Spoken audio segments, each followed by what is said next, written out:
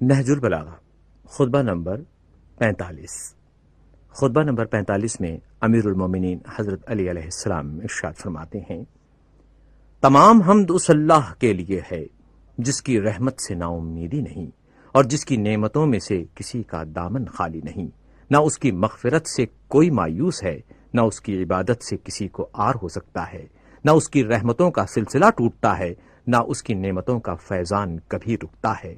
دنیا ایک ایسا گھر ہے جس کے لیے فنا طے شدہ امر ہے، اور اس میں بسنے والوں کے لیے یہاں سے باہر صورت نکلنا ہے۔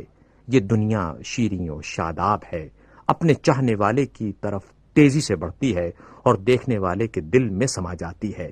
جو تمہارے پاس بہتر سے بہتر توشہ ہو سکے اسے لے کر دنیا سے چل دینے کے لیے تیار ہو جاؤ۔